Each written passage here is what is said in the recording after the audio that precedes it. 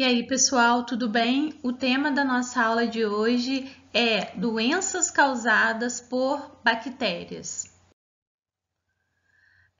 Existem muitas bactérias que transmitem doenças. Nós aprendemos que as bactérias, elas têm uma importância grande no ecossistema, no papel de decompositoras. Existem bactérias que são importantes na produção dos alimentos, existem bactérias importantes na biotecnologia. Entretanto, hoje a gente vai falar especificamente sobre as bactérias patogênicas, as bactérias que são parasitas, ou seja, as que causam problemas para o ser humano, e muitas vezes essas bactérias elas podem transmitir doenças através da saliva, elas podem transmitir doenças através de um objeto que esteja contaminado, através da água que esteja contaminada, e também temos bactérias que transmitem doenças pelo ato sexual.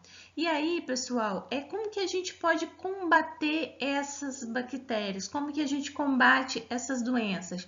Através dos antibióticos. Os antibióticos, então, são medicamentos que são utilizados para combater uma infecção bacteriana. Nós temos uma infinidade de antibióticos e esses antibióticos, eles atuam de diferentes formas. Eles podem atuar impedindo a síntese da parede celular bacteriana, eles podem atuar impedindo a reprodução bacteriana, eles podem atuar ali na síntese proteica que ocorre ali na bactéria. Então, existem diversas formas de atuação desses antibióticos. Lembrando que, em alguns casos, a gente tem algumas vacinas para essas doenças causadas por bactérias e também podemos ter soros, que é o caso aí do tétano. A gente tem o soro antitetânico. Os soros, eles contêm o anticorpo prontinho, ou seja, enquanto a vacina ela vai ter ali um antígeno, né, algo atenuado, adormecido para estimular o seu corpo a estar produzindo os anticorpos, o soro ele já vai ter o anticorpo pronto. Então, enquanto a vacina é um exemplo de imunidade ativa, porque através da vacina a gente tem um estímulo no nosso sistema imunológico para que a gente produza os anticorpos, o soro é um exemplo de imunidade passiva, porque o soro ele já tem um anticorpo prontinho ali para estar combatendo qualquer antígeno, qualquer corpo estranho que a gente tenha no corpo.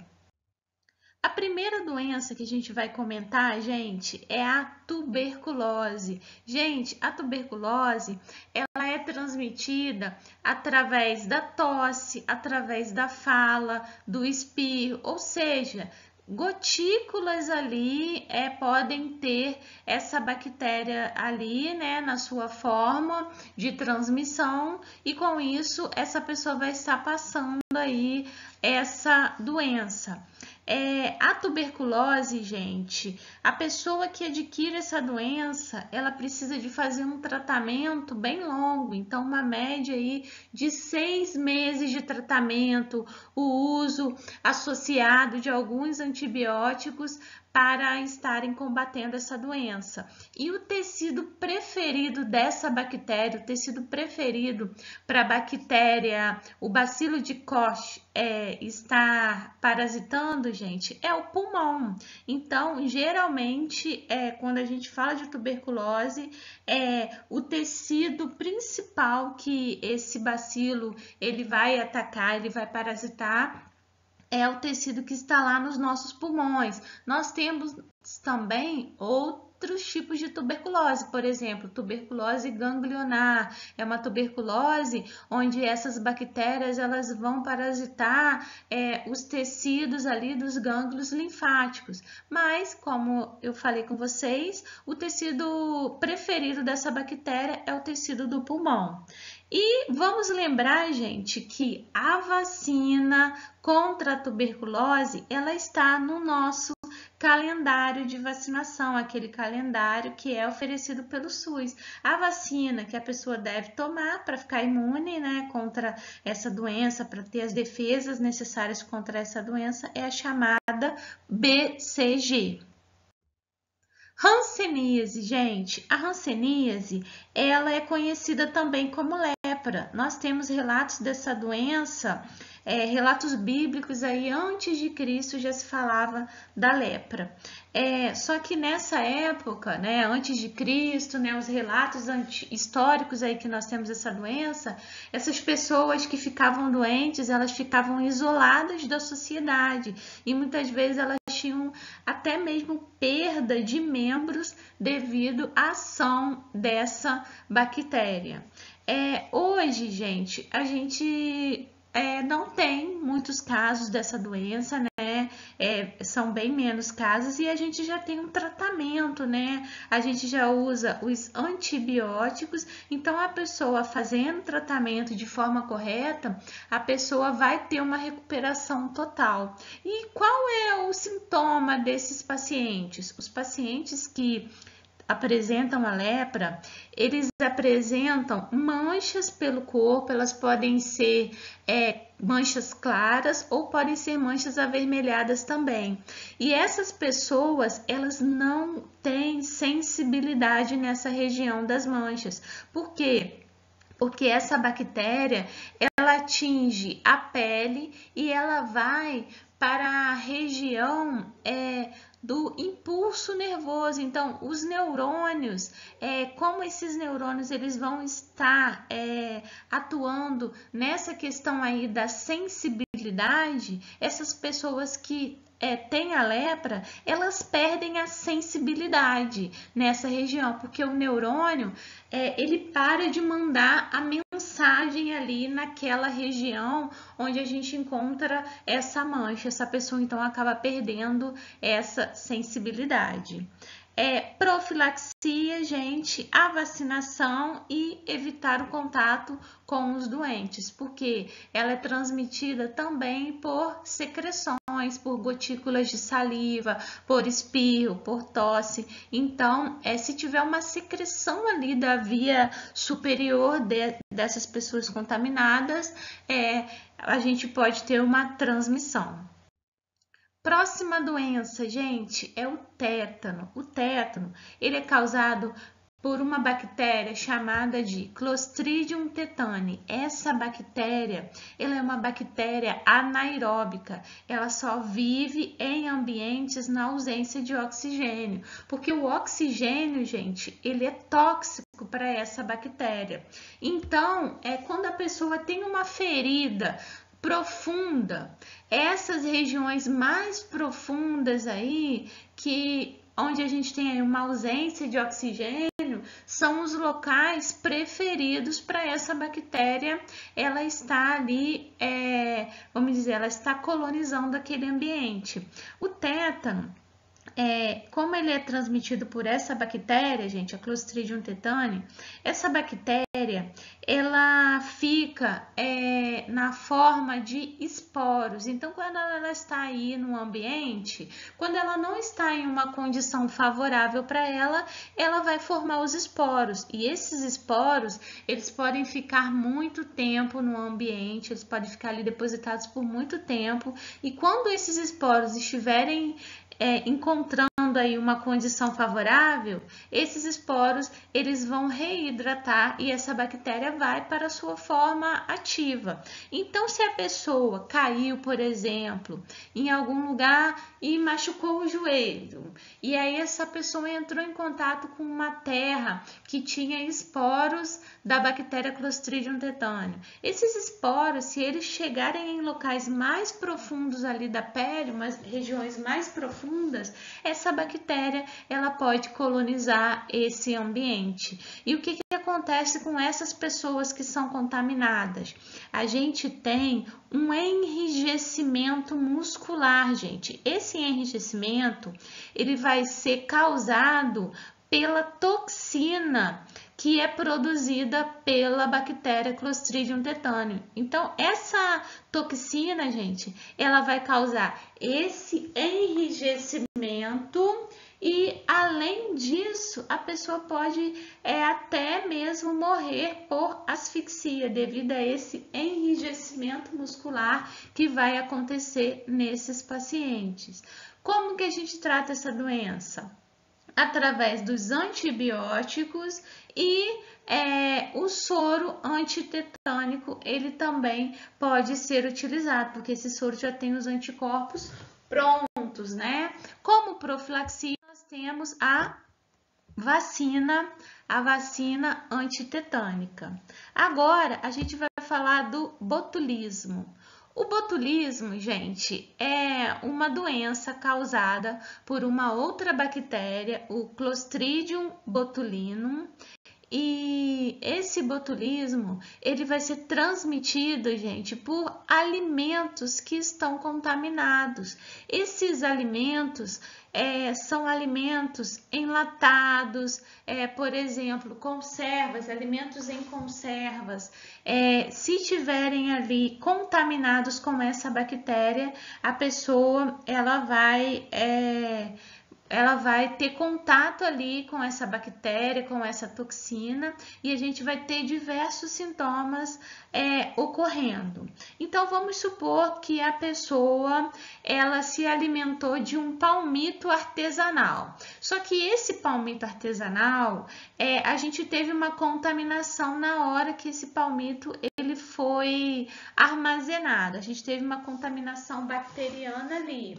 Como consequência, esse recipiente, gente, onde estava o palmito, ele vai ficar estufado. Então, por exemplo, se for um pote de vidro, essa tampa, ela pode estar estufada. Se for um alimento enlatado, se você encontrar essa lata estufada, você não deve utilizar esse alimento, porque essa característica ali desse recipiente, ela indica que ocorreu produção de gás, e essa produção de gás, ela vai acontecer por essas bactérias aí, pelo Clostridium botulinum. Então, pessoal, muito cuidado, muita atenção na hora de abrir um alimento aí, uma conserva, um alimento enlatado, para que se tiver, né, esse estufado ali na lata, você não utilize. A toxina que é produzida por essa bactéria, vamos lembrar que essa bactéria, gente, ela é anaeróbica, então é por isso que ela gosta desses recipientes aí, que são recipientes com um ambiente anaeróbico, e ali ela vai conseguir proliferar, produzir o gás, produzir a toxina. Essa toxina, gente, ela pode matar os indivíduos por asfixia, porque ela bloqueia essa transmissão que vai acontecer entre os nervos e entre os músculos. Então, gente, isso é muito sério. É muito importante que a gente tenha cuidado aí com os nossos alimentos. Agora, as pessoas que foram contaminadas, como que a gente pode tratar? Existem alguns medicamentos que são antibotulínicos, e esses medicamentos eles vão agir contra essa toxina produzida pela bactéria. Como profilaxia, nós temos a vacinação, e é importante a gente falar, gente, que essa bactéria, atualmente, ela tem tido uma importância na estética. Ela tem sido utilizada, né? A toxina produzida por essa bactéria, ela é utilizada nos tratamentos de botox. As pessoas que querem fazer um tratamento ali para amenizar as linhas de expressão ali. Observam aqui, ó, o antes e depois, ó, a pessoa tem essas linhas de expressão aqui, ó, na testa, próximo aos olhos. Agora, quando você olha o depois, ó, quando é aplicada a toxina botulínica nessa região, o que essa toxina vai fazer? Ela vai paralisar a ação dos músculos nessas regiões, ela paralisa a contração muscular. Então, essa pessoa, ela diminui a quantidade ali de linhas de expressão no seu rosto. Então, é uma toxina que tem sido muito utilizada nessa área de estética. Vamos falar um pouquinho agora, gente, sobre sífilis. Sífilis é um exemplo de IST, de infecção sexualmente transmissível. A bactéria que causa sífilis é a Treponema pallidum e essa bactéria ela é transmitida tanto pelo ato sexual quanto por transfusões de sangue e também da mãe para o feto. O que vai acontecer com essas pessoas que foram infectadas? A princípio, gente, no estágio mais simples da doença, no estágio 1, a pessoa tem uma pequena ulceração na região genital. Então, vocês podem ver aqui na imagem, ó, que aparece uma pequena ferida na região genital. E essa ferida, se ela for tratada, se a pessoa vai logo procurar um atendimento, se a pessoa começa rapidamente a utilizar o antibiótico, beleza, tudo resolvido e essa pessoa ela consegue aí inibir a ação dessa bactéria, inibir o crescimento dessa bactéria. Agora, se essa pessoa ela tem essa ulceração, essa ferida e ela não trata essa ferida, a doença ela vai para o estágio 2. O estágio 2 ele vai acontecer de 4 a 10 semanas após essa infecção inicial. No estágio 2, essa bactéria, gente, ela vai para a corrente sanguínea.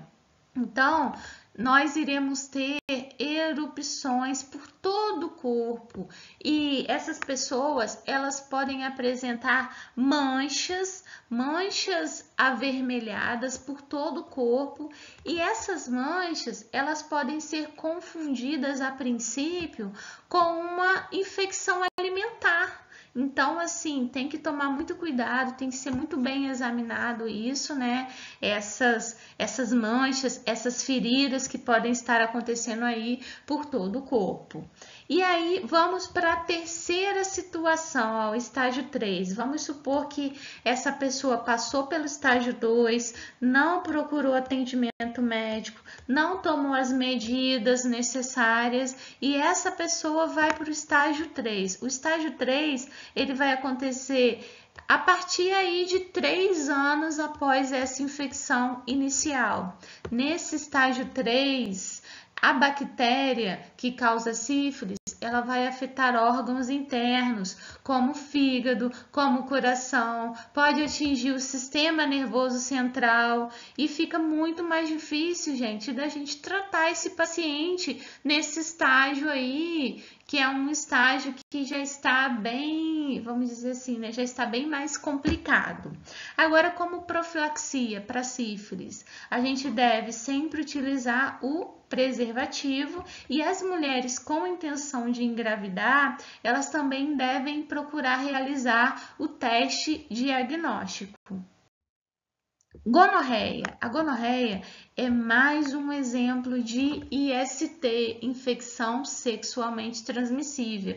Essa é a bactéria que causa a gonorreia e ela também é transmitida pelo ato sexual, por transfusões de sangue e de forma congênita, da mãe para o feto. Quanto aos sintomas, gente, a gonorreia, ela tem um sintoma bem mais expressivo no homem. No homem, a gente vai ter o aparecimento de uma secreção purulenta. É uma secreção contendo pus e esse homem, ele vai ter muita ardência na hora de urinar. Então, na hora de urinar, existe uma dor ali na região genital, uma ardência, e além dessa ardência, aparece essa secreção purulenta, essa secreção contendo pus. Então, é muito fácil de identificar a gonorreia no homem. Na mulher, o que pode acontecer é uma incontinência urinária e, em alguns casos, as mulheres também podem apresentar a dor e o ardor ao urinar. E no caso das mulheres, gente, tem casos que elas são assintomáticas. Então, pode acontecer de uma mulher ter essa doença e ela ser assintomática.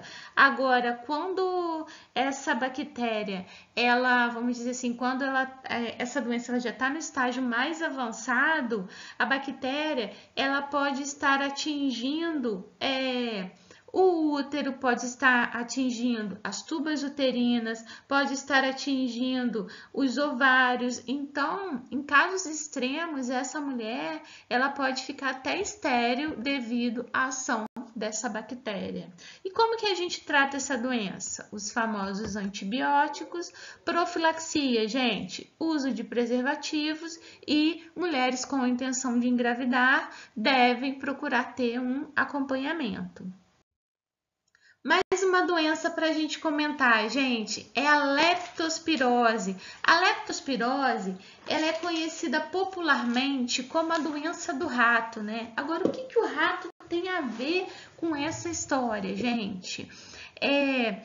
A bactéria que causa a leptospirose, que é a Leptospira interrogans, essa bactéria, gente, ela está na urina do rato. Então, o que vai acontecer?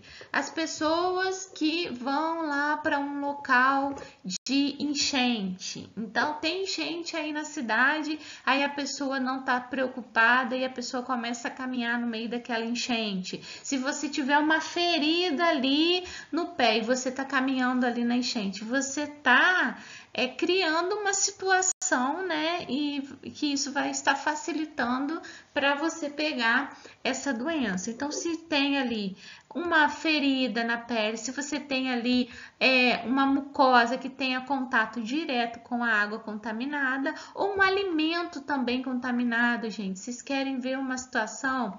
As latas, você vai tomar uma lata de refrigerante. Como que essa lata de refrigerante, como que ela foi armazenada até chegar em você? Sempre é bom, você vai tomar um refrigerante em lata, você passa uma água, passa uma aguinha com detergente, com sabão ali naquela parte que você vai abrir a lata, porque vai que esse alimento, essa lata, ela foi armazenada em um local inadequado, em um local que o rato poderia estar passando, poderia urinar. Então, também é uma fonte aí de transmissão dessa doença. As pessoas que apresentam a leptospirose, elas têm dor de cabeça, elas têm febre, elas têm um mal-estar e em casos mais graves pode acontecer também um sangramento. Para tratar essa doença, gente, mais uma vez os antibióticos e como profilaxia. Não devemos jogar lixo nos rios, nas ruas, porque isso acaba piorando a situação aí das enchentes, né? E também, gente, evitar ao máximo o contato com água contaminada. A leptospirose, entre outras doenças aí que a gente vai comentar, gente, é um caso de doença que ela vai estar presente principalmente em locais, em regiões onde a gente não tem o tratamento de água e tratamento de esgoto. Vamos supor que você está em uma região que existe esgoto a céu aberto. Isso aí, gente, é um local que vai ser fácil, né? Se essas pessoas aí tiverem contato com essa água contaminada, vai ser fácil dessas pessoas adquirirem a leptospirose. Mais uma doença que está relacionada com o saneamento básico, gente, é a cólera. Olha só, é um vibrião que causa a cólera, ou seja, uma bactéria em formato de vírgula que causa essa doença. Transmissão, gente, água contaminada, alimentos contaminados. Então, por exemplo, alimentos aí, frutos do mar, né? Se eles estiverem contaminados, também podem estar causando essa doença. Em locais, gente, que não tem tratamento de água e esgoto, a gente tem mais casos de cólera. E, infelizmente, a gente precisa falar que no nosso país, gente, a gente tem uma porcentagem pequena de cidades, de locais onde a gente tem esse tratamento correto de água e de esgoto. Qual que é a característica principal da cólera, gente? É a diarreia. A pessoa tem uma desidratação muito intensa. Então, a pessoa, ela tem a diarreia, ela tem febre, pode ter também dor abdominal, vômitos. Então, para tratar essa pessoa, a primeira coisa é tentar reidratar, já que existe essa perda muito intensa de água. Nós temos a vacina contra essa doença, como profilaxia. Entretanto, gente, o principal para a gente resolver essa situação da cólera é o saneamento básico e a higiene pessoal. Então, sempre lavar as mãos, sempre ter cuidado na preparação dos alimentos, saber a procedência da água que você está ingerindo, que você está tomando. Isso tudo são medidas profiláticas para essa doença. A cólera, ela é uma doença que ela tem um número grande de casos na Índia, porque lá na Índia existe um rio que é considerado sagrado, que é o chamado Rio Ganges, né? Nesse rio, a gente tem um alto índice ali de poluição e essas pessoas elas acabam mergulhando nessa água em rituais. Tem pessoas que bebem essa água e isso tudo acaba sendo uma fonte de contaminação dessa bactéria que causa a cólera. Mais uma doença para a gente falar, gente, é a coqueluche. Gente, a coqueluche, ela é causada pela bactéria Bordetella pertussis. Essa bactéria, ela causa uma tosse muito intensa. Então, essas pessoas, elas tossem sem parar, as pessoas que têm a coqueluche. E também febre. Agora, como que ela é transmitida? A coqueluche é transmitida por gotículas de saliva. Então, essas gotículas, elas podem ser liberadas ali através do espirro, da tosse, da fala. Para você tratar a coqueluche, você deve usar os antibióticos e como profilaxia, vacinação, evitar o contato com esses doentes. Pneumonia. Pneumonia, gente, ela é bem mais grave, né, mais intensa aí do que a coqueluche, né? E ela também é transmitida pelo ar, por secreções, né? Então pode ser ali o espirro, a tosse podem estar transmitindo a pneumonia. Essa bactéria que causa a pneumonia é uma bactéria que ela gosta do tecido dos nossos pulmões. Então, essas pessoas que apresentam pneumonia, elas têm uma infecção pulmonar muito aguda. É como característica nós temos febre, dor nas costas e a pessoa começa a tossir com uma expectoração, saindo sangue. Então, isso é muito sério. Se tiver uma tosse com sangue, com expectoração, isso é muito sério. Precisa de ter um acompanhamento. Para tratamento, uso dos antibióticos e como profilaxia, gente, a vacina, ela é pouco eficiente no caso da pneumonia. Então, o mais importante, gente, é tentar não ficar em ambiente fechado por muito tempo, manter janelas abertas, ar-condicionado, olha, como é que tá a manutenção do ar-condicionado? Às vezes a pessoa coloca ar-condicionado e fica ali anos e anos e não faz uma manutenção, não faz uma limpeza. É muito importante que tenha essa manutenção. Carpetes, tapetes, são locais também que são fontes ali, né, que podem auxiliar essas pessoas a estarem contraindo a pneumonia. Gente, a próxima doença é a meningite.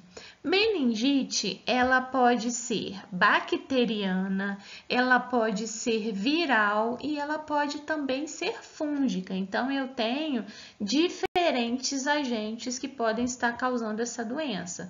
No caso da meningite bacteriana, o agente etiológico, a bactéria que causa essa doença é o meningococo, mas existem também outras formas de meningite aí que não são causadas por bactéria, tá certo, gente?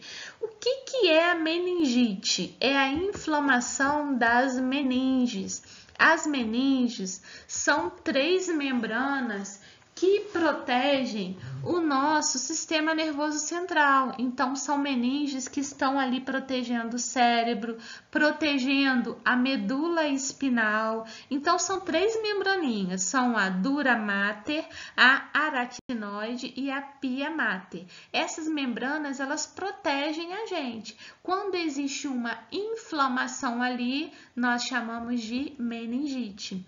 Essa doença, ela é transmitida por gotículas e secreções através das vias respiratórias. As pessoas que apresentam a meningite, uma das características principais desses pacientes é a rigidez na região da nuca. Então, quando existe aí uma desconfiança de meningite, logo eles examinam essa região da nuca para saber se existe essa rigidez ali nesses músculos. A característica que se observa é que esse paciente ele não consegue encostar o queixo no peito, de tão rígida que fica a nuca desse paciente. Além disso, esse paciente apresenta febre alta, um enjoo, apresenta vômitos também e essa bactéria, gente, ela vai provocar lesões no sistema nervoso central dessa pessoa. Tratamento, gente, os antibióticos e como profilaxia nós temos a vacinação. Importante ressaltar, gente, quando a gente fala de antibiótico, o antibiótico é um medicamento que combate doenças bacterianas. Agora, se essa pessoa tiver uma meningite viral, essa pessoa ela vai poder tomar antibiótico? Não, porque o antibiótico ele não vai combater vírus, ele vai combater as bactérias. Mais uma doença importante para a gente comentar, gente, é a disenteria bacilar. Essa disenteria ela é causada por bactérias desse gênero, Shigella, e essas bactérias, gente, elas são transmitidas por água e por alimentos contaminados.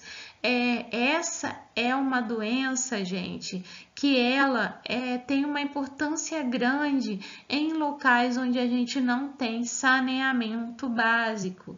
E quando nós falamos dessas doenças aí, elas têm uma importância, gente, em pessoas com um nível socioeconômico baixo. Se essas pessoas estiverem ali em condições inadequadas, né, de tratamento de água e de esgoto, imaginem aí uma criança que entrou em contato com um local aí de esgoto a céu aberto, como a gente observa nessa imagem aí. Se essa criança tiver com a imunidade baixa, gente, essa bactéria, ela pode fazer um estrago muito grande. Então, essas doenças que a gente tem comentado aqui, gente, se o sistema imunológico da pessoa tiver tudo bem, tiver tudo certo, essa pessoa aí, com auxílio, né, com tratamento, os antibióticos, essa pessoa consegue combater.